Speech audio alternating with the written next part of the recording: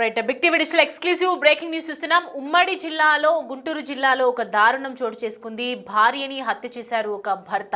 ఇటీవల కాలంలో మనం చూస్తున్నాం తరచుగా భార్యని భర్త, భర్తని భార్య ఇలా చంపుకుంటూనే ఉన్నారు. ఎందుకు ఏంటి అనేది కారణం మాత్రం తెలియదు, కానీ కంటిన్యూస్గా ఇలాంటి వార్తలు వస్తూనే ఉన్నాయి, మేము చెప్తూనే ఉన్నాం. సో ప్రజెంట్ అలాంటి ఘటన ఉమ్మడి గుంటూరు జిల్లాలో చోటు చేసుకుంది. భార్య మహాలక్ష్మిని హత్య చేశాడు భర్త వెంకటేష్ అనే భర్త. పైగా భార్య మృతదేహాన్ని బైక్ పై తీసుకెళ్లడం కూడా జరిగింది. ఇటు అందరూ కొత్తగా రకరకాలుగా ట్రై చేస్తున్నారు. నేను కూడా కొత్తగా ట్రై చేద్దామని చెప్పి అనుకున్నాడో తెలియదు, కానీ భార్యని వెంకటేష్ చనిపోయిన తర్వాత కూడా భర్త బైక్ పైన తీసుకెళ్లడం జరిగింది. బైక్ పై మృతదేహాన్ని చూసి ఒక్కసారిగా పోలీసులు షాక్ గురైనటువంటి సంఘటన కనిపిస్తోంది. ఆ భార్యను తానే చంపేశాను అని చెప్పి ఒప్పుకున్నాడు కూడా వెంకటేష్. రొంపిచెర్ల మండలం మాచవరంలో ఈ ఘటన చోటు చేసుకుంది. భర్త వెంకటేష్ స్వగ్రామం సంత మాగులూరు మండలం ఏల్చూరు వారికి చెందినవారు. అండ్ పెళ్ళైన తర్వాత భార్యాభర్తల మధ్య కుటుంబ కలహాలు ఉన్నాయి. 3 నెలల క్రితం రొంపిచెర్ల మండలంలో మాచవరంలో పుట్టింటికి వచ్చేసినటువంటి మహాలక్ష్మి ఇద్దరికీ తరచుగా గొడవలు కొంతకాలంగా జరుగుతూనే ఉన్న టైంలో పెళ్ళైన తర్వాత భార్యాభర్తల మధ్య పెళ్ళైన తర్వాత నుంచి కంటిన్యూస్గా ఏదో ఒక విషయంలో కలహాలు వస్తూనే ఉన్నాయి, గొడవలు వస్తూనే ఉన్నాయి. ఆ గొడవలో భాగంగా అలిగి పుట్టింటికి వెళ్ళిపోయిన భార్యని ఇంటికి తీసుకొచ్చి మరి చంపాడు భర్త వెంకటేష్. కూతురికి బంగారం తీసుకున్నానని చెప్పి భార్య మహాలక్ష్మిని బైక్ పై తీసుకువెళ్ళినటువంటి ఈ భర్త మహాలక్ష్మి వేసుకున్న స్వెటర్స్ కి ఉన్నటువంటి లేస్ ని బయటకు లాగి గొంతుకు బిగించి చంపేశాడు వెంకటేష్ అనే భర్త. ఆవేశంలో చేశారని కూడా చెప్పలేము, ఇది పక్కా ప్లాన్డ్ గా జరిగింది అని తెలుస్తోంది. ఎందుకంటే గత కొంతకాలంగా జరుగుతున్నటువంటి గొడవల వల్ల భార్య మీద కసి పెంచుకున్నటువంటి ఈ భర్త వెంకటేష్ భార్యని మహాలక్ష్మిని గొంతు నులిమి చంపేసినటువంటి ఘటన కనిపిస్తోంది. అండ్ చంపిన తర్వాత కూడా దర్జాగా బండి మీద తీసుకువెళ్ళి ఈ భార్యని నేనే చంపడం జరిగిందని చెప్పి పోలీసులకి కాలరెగరేసి చెప్పడం ఒక ఆశ్చర్యానికి గురి చేస్తున్నటువంటి సంఘటన. దీనికి సంబంధించి డీటెయిల్స్ అయితే తెలుసుకుందాం. ప్రతిదీ మనీ మనకి గుంటూరు నుంచి అందుబాటులో ఉన్నారు. మనీ అసలు ఏం జరిగింది, ఎందుకు ఈ విధంగా చేయాల్సి వచ్చింది వెంకటేష్, డీటెయిల్స్ ఏంటి? గుంటూరు జిల్లాకు సంబంధించి ఒక దారుణ ఘటన చోటు చేసుకుందని చెప్పాలి. కుటుంబ కలహాల నేపథ్యంలో భార్యను గొంతు నులిమి హత్య చేసి ఆపై ఆమె మృతదేహాన్ని బైక్ పైన తీసుకెళ్లి పోలీస్ స్టేషన్ లో లొంగిపోయాడు భర్త.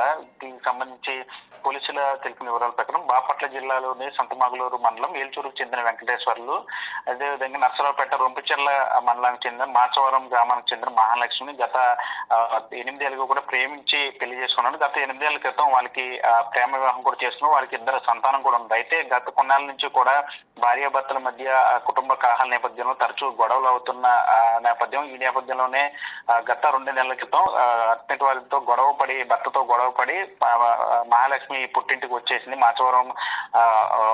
మాచవరంలో ఉన్నటువంటి పుట్టింటికి వచ్చేసింది. అయితే ఈ రోజు తెల్లవారుజామున భర్త వెంకటేష్ మాచవరం వచ్చాడు. మహాలక్ష్మి పుట్టింటికి వచ్చి మాచవరం వచ్చి ఒకసారి మాట్లాడాలి, పిల్లలకి బంగారం తీసుకొచ్చాను, మనం వెళ్ళిపోదాం, ఒకసారి మాట్లాడాలని చెప్పి ఆమెను బైక్ మీద తీసుకెళ్లారు. బైక్ మీద తీసుకెళ్లే సమయంలో మహాలక్ష్మి తల్లి అడ్డు వచ్చింది. వెళ్ళొద్దని చెప్పినా సరే ఆమెను గదిలో ఉంచి బయట గడియ పెట్టి ఆమెను బైక్ మీద తీసుకెళ్లిపోయాడు. తీసుకెళ్లిన తర్వాత మాగులూరు అడ్డ రోడ్ లో భార్యతో ఘర్షణ పడి ఆ నేపథ్యంలో ఆమె వేసుకున్నట్టు షట్టర్ కు సంబంధించి ఉన్నటువంటి లేసును తీసి ఆమె గొంతుకు బిగించి హత్య చేసినట్టుగా తెలుస్తుంది. హత్య చేసిన సమాచారాన్ని పోలీసులకు అతనే చేరవేశాడు. బైక్ మీద భార్య మృతదేహాన్ని తీసుకువెళ్లి బాపట్ల జిల్లా సంతమాగులూరు పోలీస్ స్టేషన్ కు వెళ్లి అక్కడికి వెళ్లి లొంగిపోయిన పరిస్థితి. వెంటనే పోలీసులు ఇక్కడ రొంపిచెర్ల మండలానికి సంబంధించిన పోలీసులకు సమాచారం ఇచ్చారు. ఇక్కడ నుంచి పోలీసులు సంతమాగులూరు వెళ్ళి మహాలక్ష్మి మృతదేహాన్ని తీసుకొచ్చారు. అయితే కేవలం ఆ కుటుంబ కలహాల నేపథ్యంలోనే ఈ గొడవలు జరిగినట్లు తెలిసి హత్య జరిగినట్లు తెలుస్తుంది. మరోవైపు పెళ్ళైన నాటి నుంచి కూడా తమ కుమార్తెను వేధిస్తున్నారు. అత్యంత భర్త తరపు బంధువులందరూ కూడా తమ కుమార్తెను వేధిస్తున్నారు. గొడవ పడి వచ్చేసిందని కక్ష పెంచుకొని భర్త కావాలని ఈ విధంగా చేశాడు అని చెప్పి వాళ్ళని కఠినంగా శిక్షించాలని చెప్పి మృతురాల తరపు బంధువులు ఆందోళన చేస్తున్నారు. ప్రస్తుతానికి ఈ ఘటన మీద పోలీసులు కేసు నమోదు చేసుకుని దర్యాప్తు చేస్తున్నారు. భర్త ఎవరికి వెంకటేశ్వర ప్రస్తుతం పోలీసులు అదుపున్నారు. అతని నుంచి మరింత సమాచారం సేకరించడంలో పోలీసులు ఉన్నారని చెప్పాలి. Soumya. Right money, thanks for the updates. Right, చూస్తున్నాం కదా. వెంకటేష్కి సంబంధించినటువంటి వాళ్ళిద్దరి మధ్య జరుగుతున్నటువంటి జీవితంలో ఎన్నో కలహాలు. ఒకవైపు బంధువులు ఎన్నో సార్లు సమర్థించినా కూడా మందలించి తన కూతుర్ని ఇంటికి పంపించినప్పటికీ కూడా వీళ్ళిద్దరి మధ్య గొడవలు అనేది ఒక దాటికి రాలేదు అని చెప్తూ ఉన్నారు. చాలా రోజులుగా జరుగుతూ ఉన్నాయి భార్యాభర్తల మధ్య. పెళ్ళి అయిపోయిన తర్వాత రోజు నుంచి కూడా కంటిన్యూస్గా వాళ్ళిద్దరి మధ్య కలహాలు జరుగుతున్నాయి. సో ఒకవైపు బంధువులు తీవ్ర ఆవేదన వ్యక్తం చేస్తున్నారు. చనిపోయినటువంటి కూతుర్ని చూడలేక తల్లి చాలా రోధిస్తున్నటువంటి ఘటన కనిపిస్తోంది. దానికి సంబంధించినటువంటి తల్లి బయట ఉంది, ఒకసారి చూద్దాం.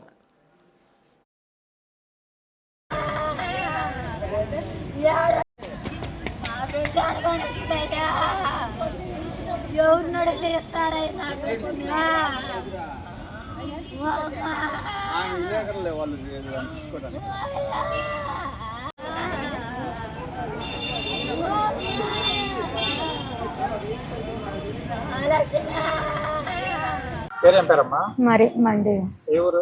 మా సారు ఏం జరిగింది? 5:30 అయిందయ్యా. తెల్లారుతుంది. మీ ఇద్దరం ఇంట్లో పండుకున్నాం, తల్లి కూతురు.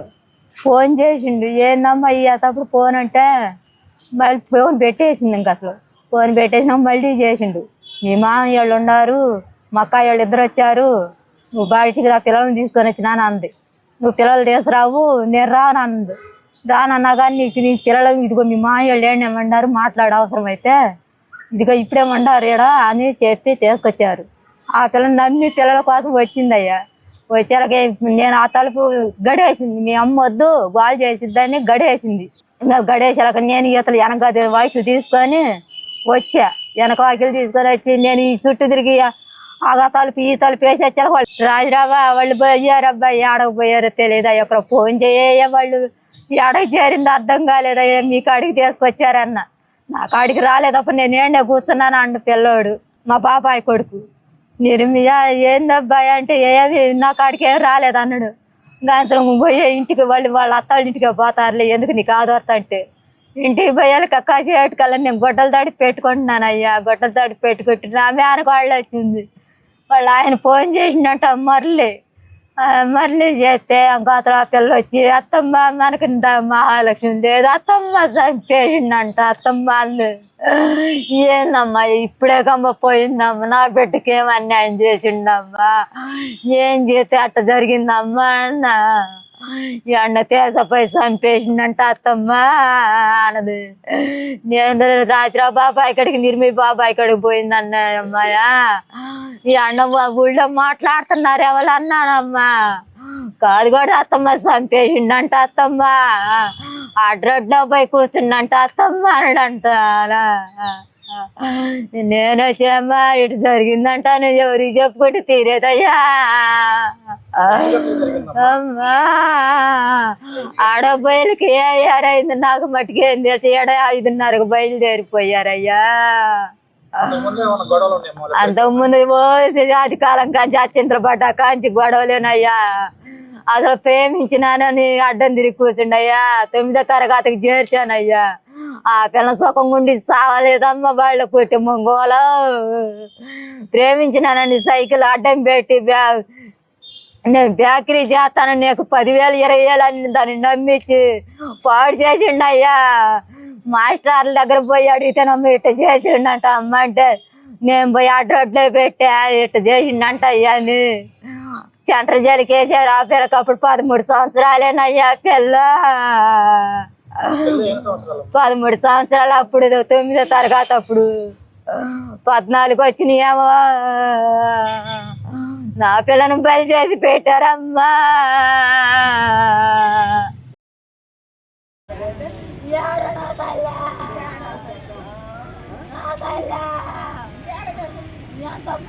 తల్లి ఎంతోగానో రోధిస్తుంది. తన కూతురు ఇలా తిరిగి వస్తుందని మాత్రం నేను అనుకోలేదు అని చెప్పి బాధపడుతూ ఉన్నటువంటి సందర్భాలు కనిపిస్తున్నాయి.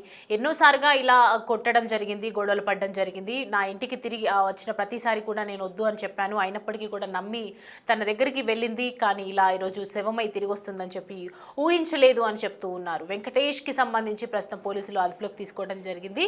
ఈ కేసుకు సంబంధించి దర్యాప్తు చేస్తూ ఉన్నారు. అసలు ఈ గొడవల కారణంగా రకరకాలుగా ఈ మధ్య కాలంలో మర్డర్స్ అనేవి ఎక్కువగా జరుగుతున్నాయి, హత్యలు ఎక్కువగా చేస్తూ ఉన్నారు.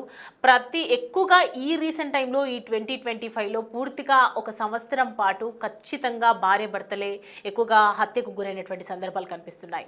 తండ్రి తల్లి ఒకప్పుడు జరిగినప్పటికీ అంటే ఆస్తి తగాదాల నేపథ్యంలో జరిగినటువంటి సందర్భాలు మనం చూసాం. కానీ ఈ మధ్య కాలంలో చిన్న చిన్న గొడవల కారణంగా ఆవేశం ఎక్కువైపోయి భర్త మీద భార్య మీద జీవిత భాగస్వాముల మీద ఒకవైపు పగ పెంచుకొని కసి పెంచుకొని చంపుకుంటూ తిరుగుతూ ఉన్నారంటే నిజంగా ఒక పెళ్లి అనే బంధానికి అర్థం లేకుండా పోతుందని చెప్పొచ్చు. ఎందుకంటే ఎంతో నమ్మి కష్టపడి పెళ్లి చేస్తూ ఉంటారు, కట్నం ఇచ్చి పెళ్లి చేస్తూ ఉంటారు, ఎంతో ఆశగా తన కూతురు జీవితం బాగుంటుందని పెళ్లి చేస్తుంటారు. అలాంటిది ఇలా కూతురు శవమై తిరిగి వస్తున్నటువంటి టైంలో నిన్న కూడా మనం ఒక న్యూస్ మీకు చెప్పడం జరిగింది. 5 నెలల తర్వాత సూసైడ్ చేసుకున్నటువంటి ఘటన కనిపిస్తుంది. అంటే భార్యాభర్తల మధ్య ఉన్నటువంటి చిన్న చిన్న తగాదాల వల్ల ఇలాంటివి జరుగుతూ ఉన్నాయి.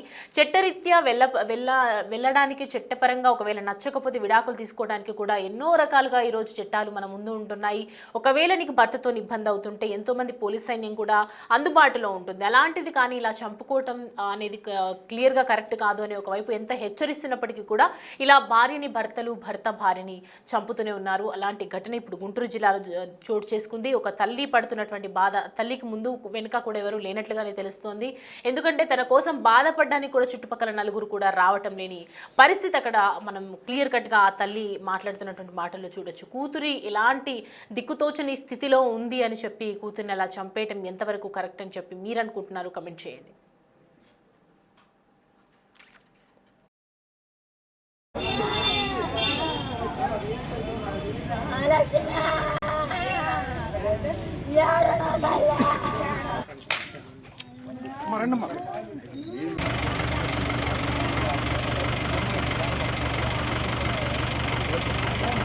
అంతే